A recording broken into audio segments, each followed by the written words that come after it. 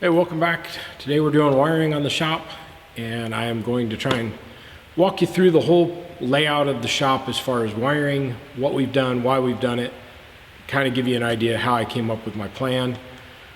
As you can see, I was wiring up a light switch, missing a wire nut, then I need one of the green ones that lets the wire come through to ground the switch. But other than that, we're moving right along. Electrician is actually pretty much done with all the stuff that I hired him to do. I've just got a few add-on things that I'm doing, and then we'll get an inspection and get everything completed. So let's take a look at the plans I drew up for the electrician, for the permits, and then also for kind of what I laid out so I can figure out where everything's gonna go. Then we'll take a look at the shop, see how everything's coming. That'll be the update for this week. Electrical in the shop, then we'll finish up all of the interior and start putting some equipment in the next few weeks. Stay tuned. All right, so what we have is the original drawing that I did for the electrician. This side of the paper being the main shop floor, this side being the upstairs balcony. Basically, it just showed out where some lights were, where I wanted some different ceiling fans, where I wanted outlets, waterproof outlets outside, welder plugs, all of that, generally where I wanted the switches. And then we kind of discussed everything, but this gave him enough that he could get an idea of what I was wanting, work me up a bid, and give me some pricing. And then upstairs, we just had 3 outlets and some lighting. And even here, we had one of the fluorescent lights back here, and I moved it over the stairwell just so they're all in a row. And then I also kind of see where I had the shelving drawn in. I moved that back away from this edge. So it changed it up a little bit just as I was building it. And that was great, it got me started. And then walking through with the electrician, I kind of found a few things that I wanted to change or move or whatever, and so we did some of that. Then later, I needed a list of all my equipment that I have, that I want, whatever, so that I would know how big they were, and I could roughly start placing them on a drawing. So I wrote down everything I had and then the sizes. So with this list here and the rough sizes of everything, I tried drawing it all out, roughly where I was gonna want stuff and how much space we needed around them. And I got online and looked at different forums with how much space you should have around your mill or around your lathe or around a table saw. My table saw is gonna be on wheels, so it will get moved around. But I tried to check and see how much space I needed for all that. And what I finally ended up doing was drawing it yet again. This time I cut out little pieces of paper with all the sizes, and then I started laying them into where I thought I would want my tools. And in some cases, I was pretty sure, like I wanted my saws and my welders, they're on wheels. This is just roughly where I'm gonna store them. But I was trying to figure out roughly where everything would go, and then that helped us start kind of planning what we were going to need for 220 or versus 110, especially in this area, because basically I don't know I don't have the mill, I don't have the lathe yet, and so where am I going to need that power? And so what we're going to do is just stub out some conduit. So now in this area behind me where there's just a bunch of stuff stacked up, the lights back there, that area is where I'm going to do what I'm calling my machine room and where my toolboxes and stuff will be. Like where I was just working on that light switch, that's gonna be the light switch for the toolbox area. So with that, I don't have a solid plan. I have that drawing, I think that's pretty good, but until I get the mill and until I get the lathe, I don't really know how much space I need. I really would like to have a big lathe and a big mill. Price may put me out of that range, but you know, if I could get an 1860, I'm just making up numbers here, 1872 lathe and a mill that has a 48-inch table, if I could get those for the right price, I'm gonna buy them. But at the same time, those are very expensive. Even old, pretty worn pieces of equipment are fairly expensive in those sizes. So if I end up with a 1230 lathe and a mill with a 20-inch table, they take up a lot less space, and so that will change how I lay out that floor plan. So because of that, I know I need to get some 220 over there, but I don't know where it needs to be. So we're just gonna get some conduit through the walls and over into that general area. And then from there, later, we'll pull the wire and we'll figure out exactly where everything's gonna go when it's time. So I just laid out, I drew a big picture and then I cut out little pieces of paper and wrote mill on it and lathe and table saw. And I just moved them all over the area that I thought I wanted that. I tried ChatGPT to help me try and do a layout. And it came up with, I mean, I have to give it credit, it gave me some things that I hadn't thought about as far as sizes or space to work around stuff. And so I used some of that information. Trying to get it to draw a layout was pretty much useless. But overall, it did provide a little bit of help. Reading the different machining and woodworking type forums gave me way more information for the amount of space I really need around the different pieces of equipment. And then of course, some of them I've had and used for years and I know how I use them, so I know how much space I'm going to need around them and I just need to lay that out. So with that, let's take a look around the shop and give you an idea of where everything's at. One of the things I do recommend is when you're getting your electrical done, take lots of pictures, try and put markers or a sign on the wall or something so that when you go back and look at these pictures a year from now, trying to figure out where a wire runs because you want to put something on that wall and you don't want to drill into the wire or whatever, you can look, see it, and you go, oh, that's wall, north wall, south wall, east wall. So if there's not something identifying on the wall when you're taking the picture, put a little paper sign up there that says east wall, you know, north end or whatever, you know, so you'll be able to figure it out later. First thing to talk about is power's on that pole right there. We had to add a transformer to that pole that didn't have one, so I had to pay for that. And then down the pole, across the yard underground with 3-inch conduit, and then that comes into a meter box on the other side of the wall, and then this is where all of our breakers are. So we have power goes out different locations, out the back, out the side, and out the top of the breaker box. And then you can see that 2x4 sitting there. Got to put another one over here when we're done. And all of the wire has to be boxed in. The conduit doesn't have to, but my electrician ran some MC cable up there as well, and that does have to be boxed in. So we either have to pull the MC back out of the breaker box and put it inside conduit, or box the whole thing in. So probably just gonna box it all in, all the way above or up to the ceiling height up here. And then this will get one more panel. We just have to bring that conduit I was starting to talk about out of the box.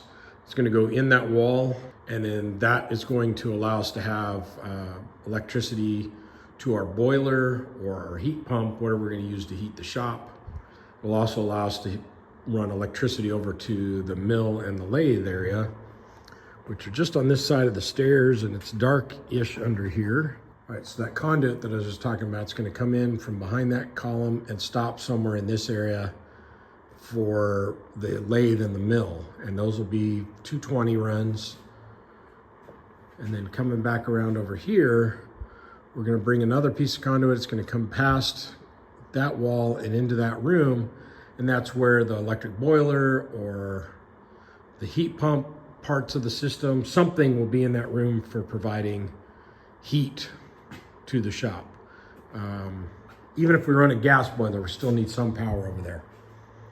But those are just gonna be conduit for now until we actually figure out what we're running, what we're using. And it's all gonna be contained in a room that ends at this post and comes across to this post, and it'll be a big square under there, about 20 by 20.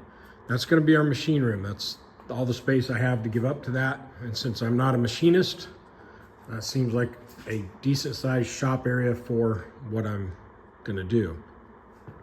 So all this stuff will get cleared out, and that'll be the machine room. And we're gonna continue to add another outlet. There's gonna be another 110 outlet there, we've got a couple there. We're gonna have one more, I think right there. We're just gonna make sure that wall has plenty of power in it, plus the conduit to bring the 220 in. This wall is gonna be part of the tool room. So I'll have a couple outlets back here, probably have a workbench or a toolbox bench across here. and then up this wall that we just said we're gonna build yet. And each of these will have their own set of lights. So this light switch is going to feed that light box, and then that's gonna be the branch point to put lights in this whole tool room area. And again, we have another wall to build here. It's not built yet, but you can see a bunch of wire up here. So that wire that's on top up there will get run across and put into a wall here with a switch, and then another junction box to feed lights for the room here that is. So after we come out of that panel, we take care of all that stuff on that end. And then we have, so I've described this area before, but this is where my 4-post lift is gonna be for just storing the cars inside. And there's an outlet right here to the right, outlet here to the right, and an outlet at the back. So depending which way I put the car lift in, there's plenty of power for running the hydraulic pump on that. There's one light under there.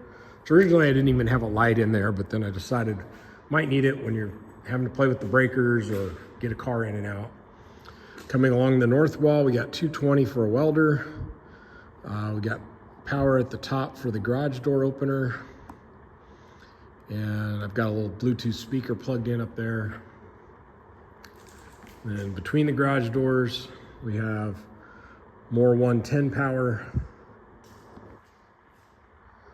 This will be the east wall and the north wall here. You know, north wall where the garage doors are, east wall here. So another welder, another 110, more 110, more 110, more 110. There's actually another one right behind that saw. Yeah, so 110, 110, 110. And then back here we have 220 for the plasma table and 110.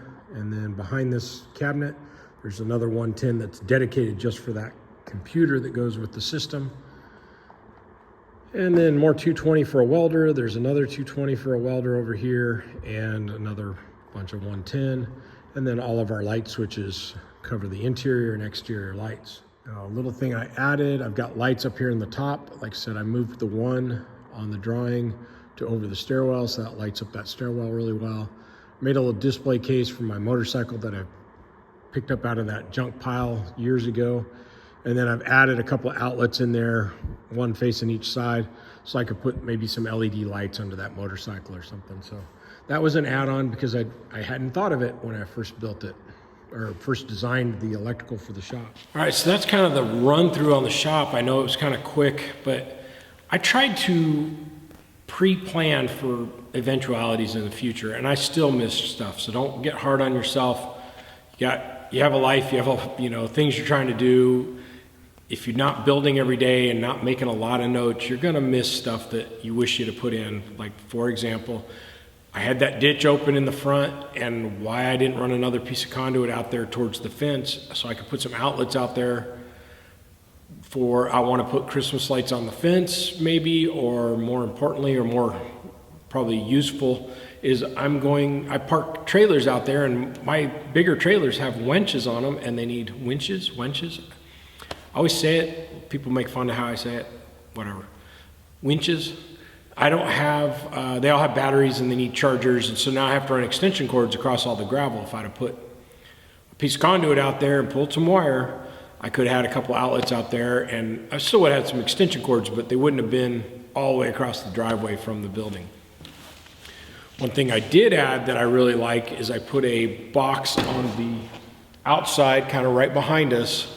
So there is it's called an RV outlet, but basically it's a big box with a 220 50 amp, a 110 30 amp, and a 110 15 amp, and all in one box. That all runs back to the main breaker box. It has individual breakers in there, but I can plug my RV in when it's under the carport area, and it just keeps the battery charged, keeps the refrigerator running, or whatever. During the summer, that'll be great for keeping refrigerator running and all that, so that we can come and go with the RV, versus during the winter, I just, I winterize it and I shut it all down, so then it's just keeping the trickle charger on the battery going. But it's nice to have that power out there, and it's nice to be able to plug that in. And if I have family that comes in and wants to park over here, it's easy to get into this area. They could park, and we could run a cord over and get them 50 amp service to their RV when they're traveling or whatever. Anyway, that's kind of it. I did bring in 400 amp service to the building. We are gonna fill every breaker slot we have, so may end up having to figure out how to run a secondary panel just to get more breakers if we go much further in this building, but I think we're close. Like, I'm down to playing with little things, like I'm adding an outlet because I might want to add LED lights under the motorcycle or something. So down to those little goofy things that make you go, oh, I wish I had whatever.